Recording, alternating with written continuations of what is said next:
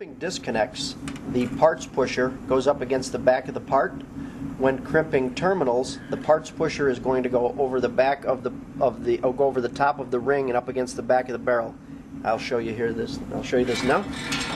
So again, you want to just slide the parts in like so, or you get one part underneath. And then again, you want to take the parts pusher like I mentioned before, and the parts pusher will go over the top of the ring and up against the back of the insulated barrel on a terminal, ring or fork type terminal. Okay. And what's that look like with the other one? With the disconnect? And again, when you put the disconnect in here,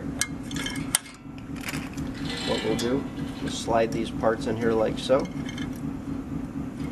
Again, one part on the right side of the feed finger, and again, when the parts pusher comes forward, you'll see the parts pusher butt up against the end of the part, end of the disconnect.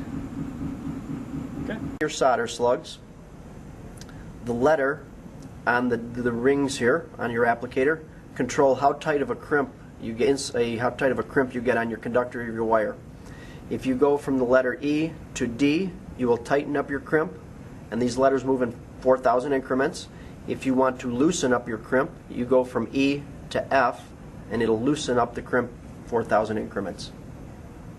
Now we have one in the die area, and then prior to crimping there is a parts pusher stop that you can actually, this pin in the back of the applicator, you can push it forward till it hits the back of the parts pusher, and then there is a thumb screw that you can tighten down, and once you tighten this down, it prevents the parts pusher from being able to be pushed back, where if somebody took a heavier gauge wire and really pushed hard on it, if this parts pusher stop's not in place, you could actually push this parts pusher back.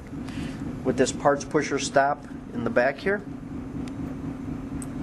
when you push it forward, you do not want to keep pressure on this while tightening the screw, because you could create drag on the parts in the track. So again, you do not want to keep pressure on this while tightening this screw, otherwise the parts will not advance properly in the track. If it's advancing parts too fast or over advancing the part, where the part would actually be seated over, slightly to the right of the die area, there is an adjustment screw, okay, and that is located in the back of the applicator right here. There's a flow control. This flow control should be factory set, should be adjusted properly, but if it was advancing parts too slow, too fast, over advancing parts, you'd want to turn the screw in, and if it was advancing parts real slow, you'd want to open it up so it would allow it to advance the parts faster. How much of a turn would you try at a time? Quarter turn, half turn? Half turn at a time. Okay. So,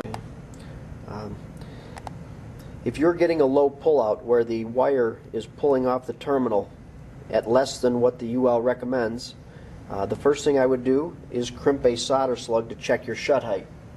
Just talk through it. Okay, and again, our solder slug is right here. So again, you want to take and crimp another solder slug if you were to have a low pullout. And like I say, if you're either under crimping or over crimping, it could cause a low pullout. So that's the first thing you'd want to do, is check your shut height with a solder slug. You compare that to the real spec. Yes, and compare that to the dimension spec on the reel. You want to make sure that your die screws are tight, especially your upper die screw, because as it comes down and crimps, if this screw were to loosen,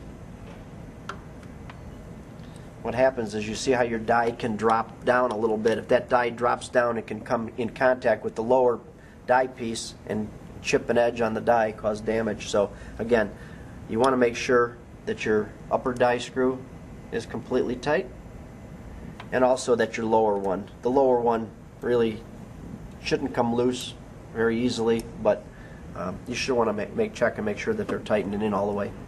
It is extremely important not to mix and match dies. The dies come in die boxes, and a lot of times I recommend them being kept in their appropriate die boxes. Besides, as you can see on both of these die sets here, it's a CD9-1A die set, and the one over here is a CD9-4A die set. They both have red dots on them Panduit has multiple dies that have red dots on them.